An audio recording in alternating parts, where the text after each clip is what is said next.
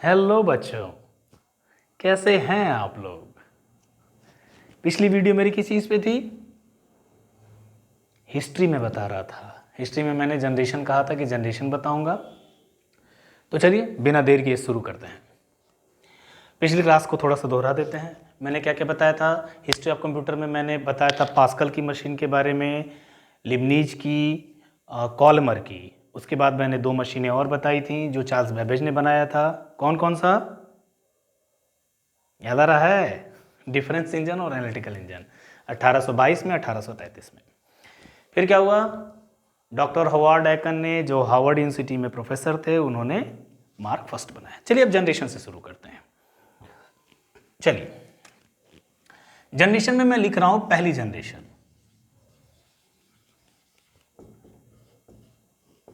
First generation. पहले ये जानिए कि जो जनरेशन्स में लिखने जा रहा हूं इनका जो टाइम पीरियड है वो अलग अलग जगहों पर अलग अलग मिलेगा, लेकिन उसको सामान्य तौर पे मतलब आसान बनाने के लिए 10-10 साल के लगभग गैप में बांट दिया गया। ठीक है, वो ज़्यादा एप्रोप्रिएट है। वो जो 10 साल वाला गैप है, कभी थोड़ा जल्दी हो गया, 9 साल में ही हो गया जनरेशन चेंज, कभी 12 साल में भी हुआ, तो थोड़ा सा उस गैपिंग को ढकने के लिए 10-10 साल के आसपास का गैप कर दिया गया। सबसे पहले हम पीढ़ियों के बारे में पढ़ते हैं। पीढ़ियों में क्या क्या परिवर्तन किया गया, हमारा कंप्यूटर आज जैसा दिख रहा है वैसा क्या कैसे हो गया, ये सारी चीज़ें अब हम पढ़ेंगे। जब भी कंप्यूटर में परिवर्तन किया गया, एक चीज़ का बहुत विशेष ध्यान दिया गया, उसकी साइज। जैसा कि मैंने आपको पहले कंप्यूटर के बारे में बताया था, मार्क फर्स्ट के बारे में, उसकी साइज बहुत बड़ी थी। 24 मीटर गुणे 15 मीटर गुणे 2.44 मीटर। कितना बढ़िया था। ठीक है, ऐसे ऐसे ढकेलेंगे ना, हिल भी नहीं पाएगा। लेकिन आज तो ऐसे बैग में रखिए और लेके घूम दीजिए। तो आखिर क्या क्या परिवर्तन किया गया, इसी के बारे में हम लोग पढ़ेंगे। तो चलिए शुरू करते हैं पहली जनरेशन। ठीक है, कुछ किताबों में आपको 1940 से मिलेगा, कुछ में 1945 से। ठीक है, सन बहुत मैटर नहीं कर रहा है फिलहाल के लिए। यहां मैटर कर रहा है कि पहली जनरेशन में हुआ क्या। ठीक है, तो चलिए मैं बताता हूं क्या हुआ। सबसे पहले जानिए कि इसमें जो तकनीक यूज की गई उसका नाम क्या पड़ा। उस तकनीक का नाम था थर्मल वाल्व टेक्नोलॉजी। ठीक है, तकनीक का नाम था थर्मल वाल्व टेक्नोलॉजी। अब इस तकनीक का नाम थर्मल वाल्व क्यों पड़ा?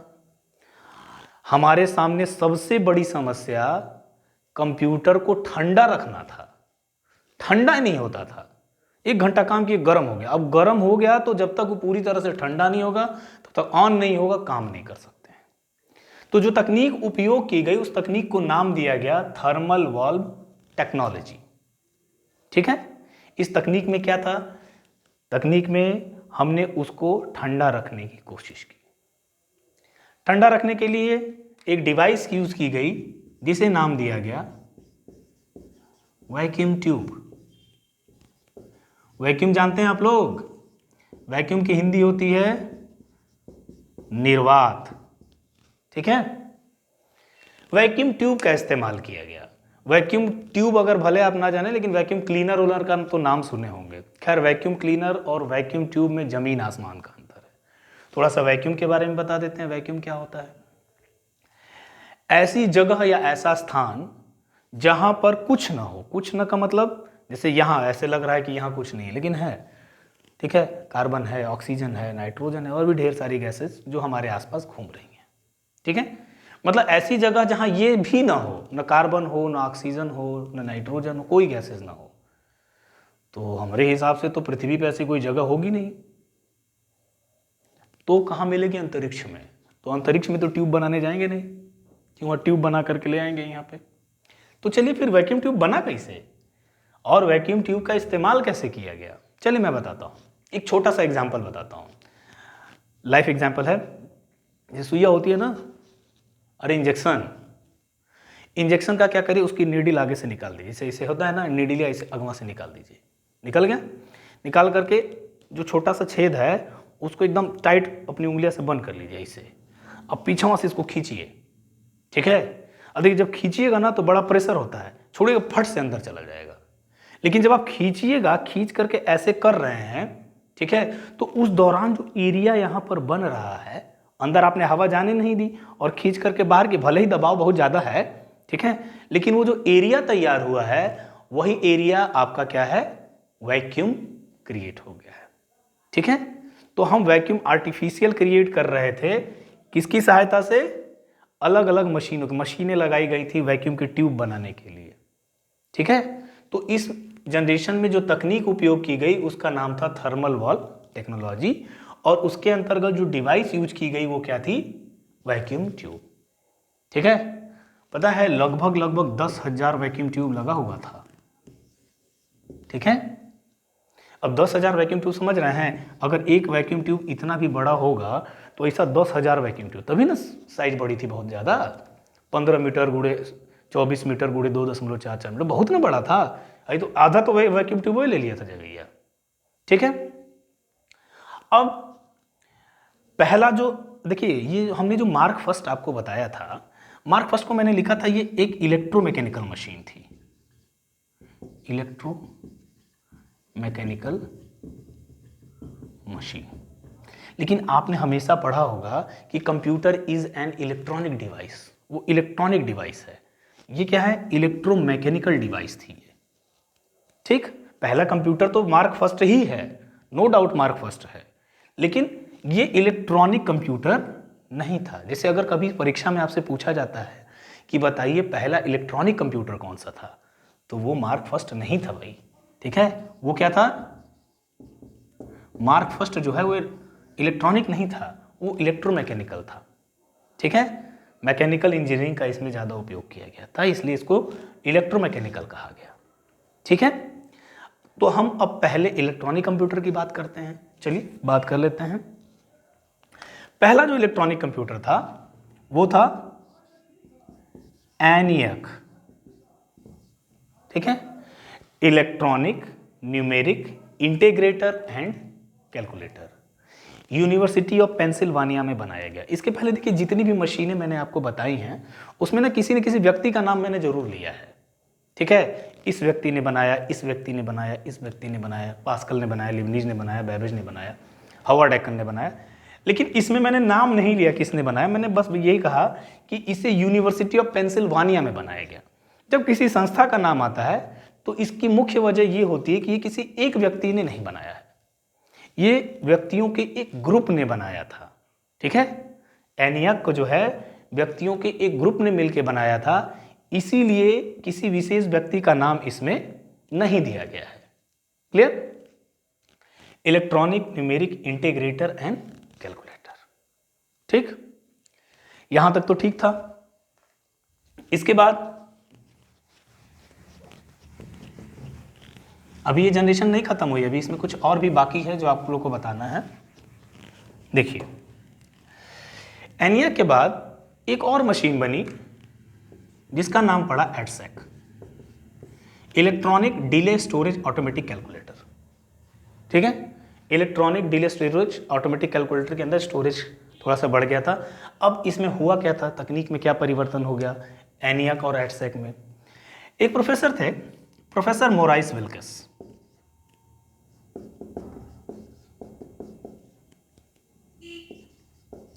इन्होंने क्या किया, एक थियरी दी।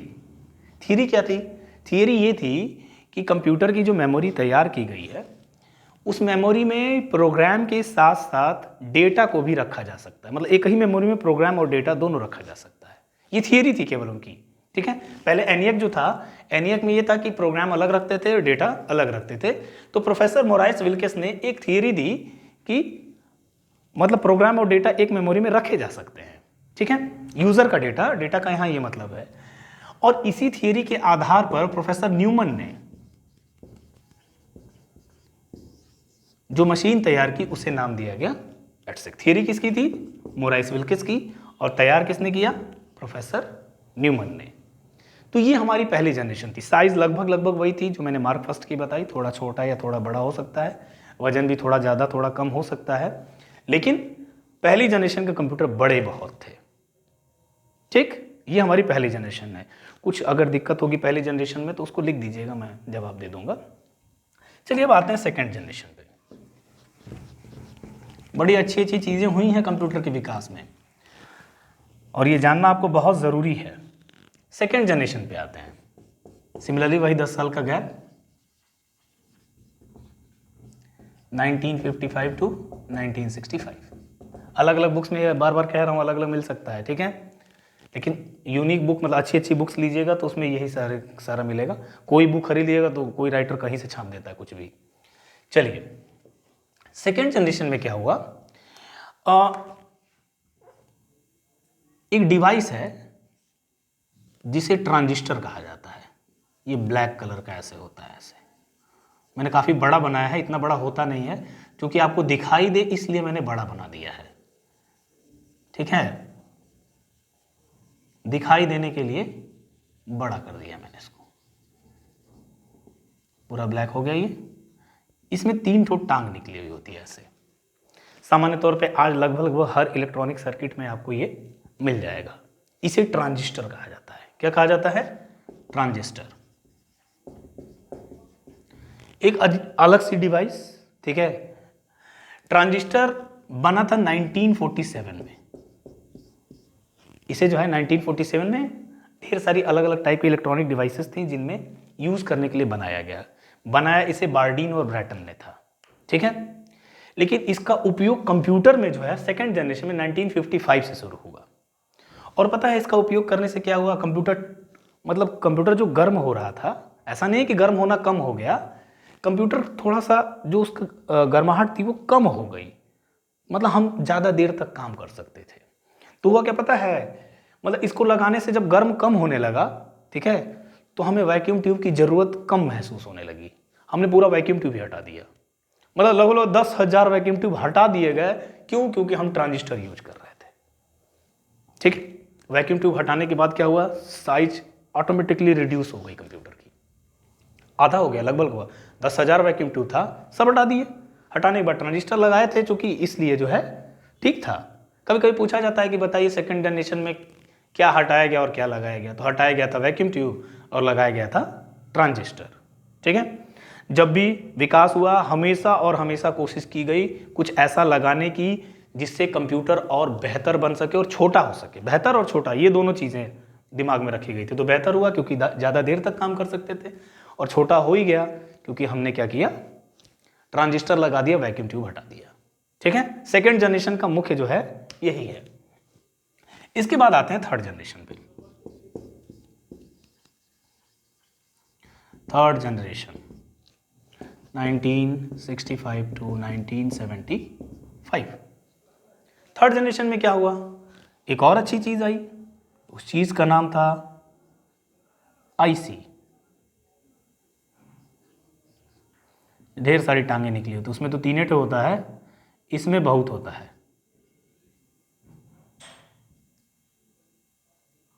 है ना। IC, integrated circuit. कुछ लोग इसको इंटीग्रेटेड चिप भी कहते हैं, लेकिन असल इसका फुल फॉर्म इंटीग्रेटेड सर्किट होता है। अब इंटीग्रेटेड सर्किट की खास बात क्या थी? ट्रांजिस्टर लगाए थे, अब इसकी जगह कुछ और चाहिए था, तो इसको रिप्लेस करने के लिए आईसी बनाई गई। एक आईसी की खास बात ये थी कि लगभग 100 ट्रांजिस्टर्स की सर्किट इसके अंदर हो सकती थी। तो 100 ट्रांजिस्टर जहां लगे हुए थे वहां एक छोटी सी आईसी हम लगा सकते थे। साइज और रिड्यूस हो गई। रिड्यूस होने के जहीं रिड्यूस हुई, पावर कंजम्पशन कम हो गया, उसके अलावा थोड़ा सा सस्ता हो गया, रिलायबिलिटी मतलब ज़्यादा देर तक काम कर सकते थे। ये चला, ठीक है। असल जो रिवॉल्यूशन हुआ, जो असल में रिवॉल्यूशन हुआ कंप्यूटर का, जो साइज आज हमको दिखती है उसी के लगभग आसपास, ठीक है, मतलब उतना नहीं लेकिन उसके लगभग आसपास 4th जनरेशन में हुआ। और ये रिवॉल्यूशन गजब का रहा। चलिए मैं बताता हूं। ये तो केवल काम करने के लिए बनाया गया था, लेकिन अब जो बनाया गया वो दिमाग लगाने के लिए बनाया गया। देखिए 4th जनरेशन 1975 टू 1985, ठीक है। 4th जनरेशन में क्या हुआ फिर? एक वर्ड आया, माइक्रो प्रोसेसर।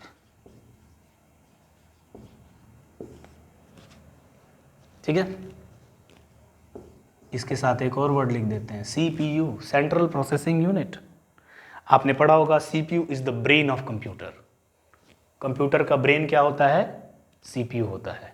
ठीक है, अच्छा देखिए एक चीज और बताते हैं, आधे से अधिका जो है ना वो ये जानते होंगे कि हई है CPU, है ना, हई से CD लगाने के लिए है हई।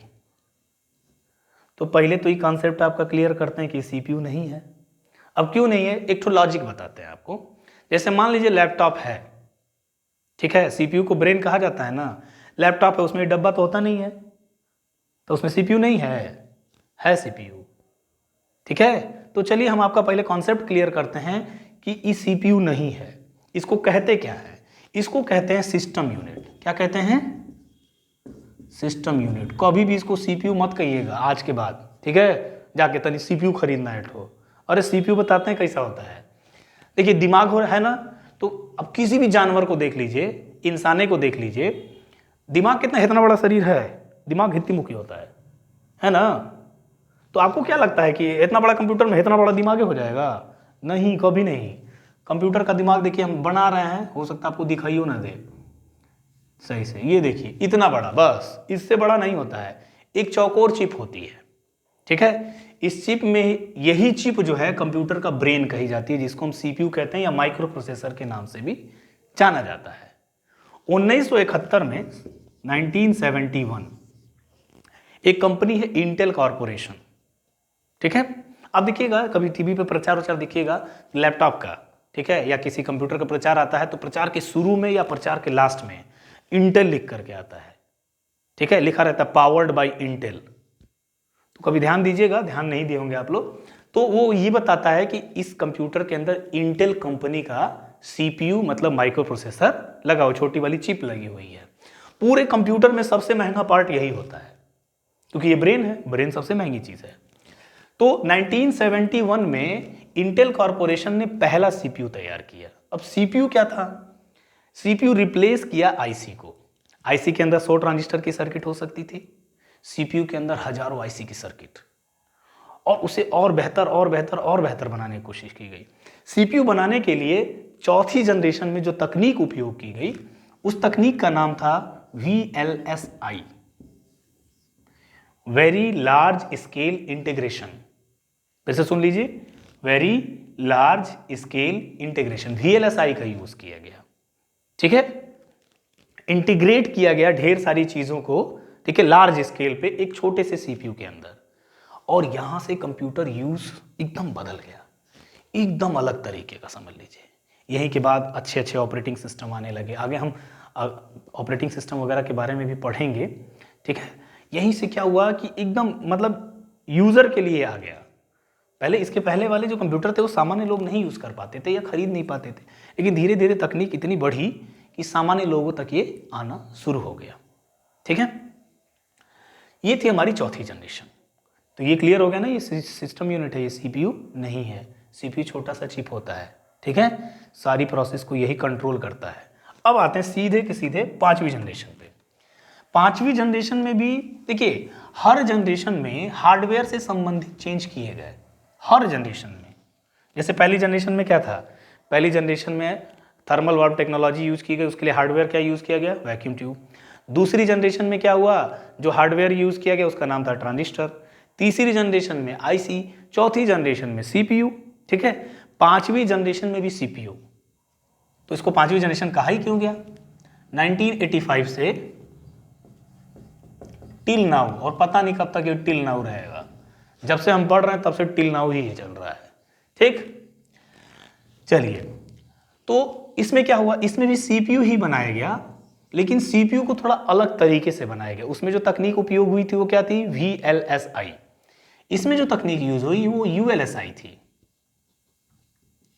ULSI, ultra large scale integration, ठीक है। VLSI very large scale integration, ULSI ultra large scale integration.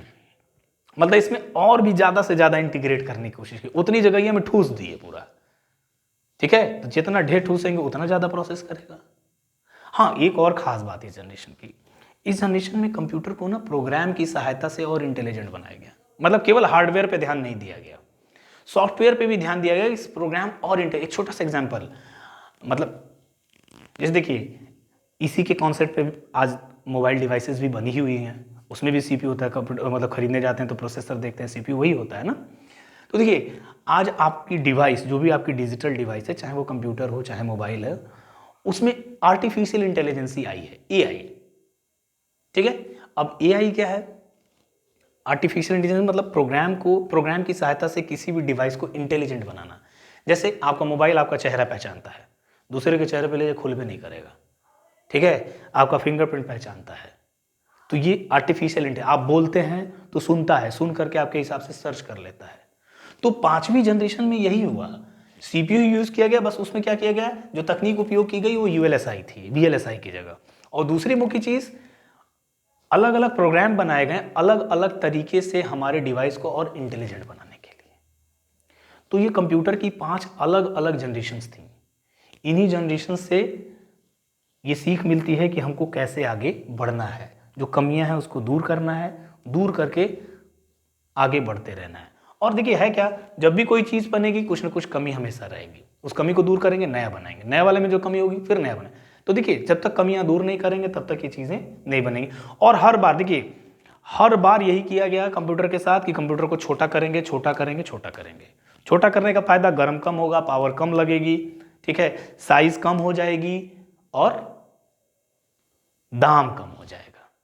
ठीक है, आज सामान्य तौर पे जो है आसानी से कंप्यूटर 30, 32, 35 हज़ार में आप अच्छा कंप्यूटर खरीद सकते हैं। ठीक है, ऐसा कंप्यूटर जो आपके बैग में आसानी से आ सके। फर्स्ट जनरेशन में तो हिल नहीं पाएगा, बैग में तो आना दूर की बात थी। ठीक है, तो 5वीं जनरेशन मैंने क्लियर कर दी।